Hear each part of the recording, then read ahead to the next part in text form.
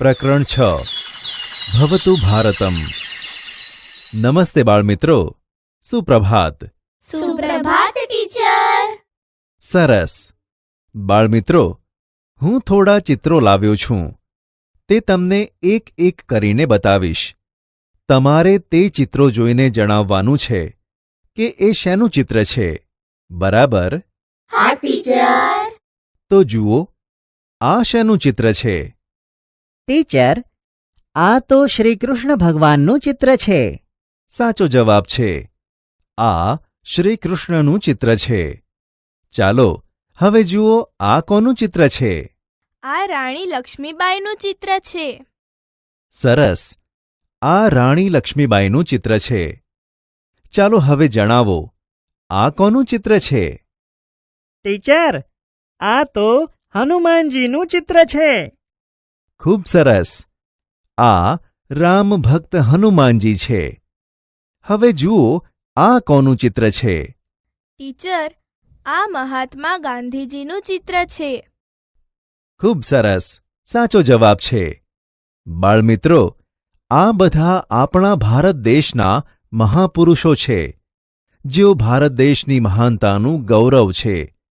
તો ચાલો આજે હું તમને સંસ્કૃત ભાષામાં ભારત માતાનું અભિવાદન કરતું એક સુંદર ગીત ભવતુ ભારતમ સમજીએ.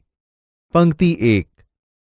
ભારતમ ભારતમ ભવતુ ભારતમ, શક્તિ સંભૃતમ યુક્તિ સંભૃતમ, શક્તિયુક્તિ સંભૃતમ ભવતુ ભારતમ.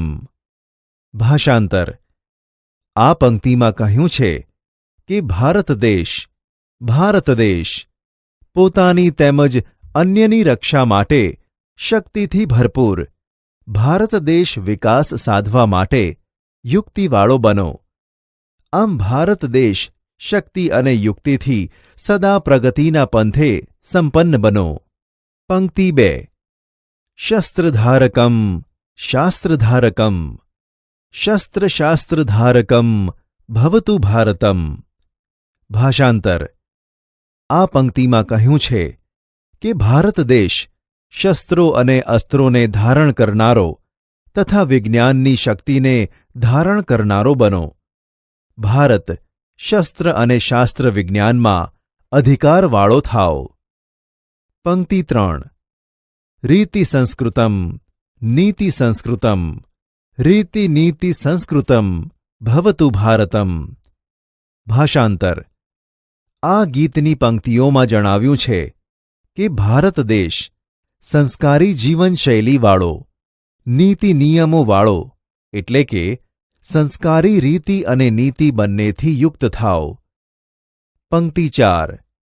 કર્મનૈષ્ઠિકમ ધર્મનૈષ્ઠિકમ, કર્મ ધર્મ નૈષ્ઠિકમ ભવતુ ભારતમ.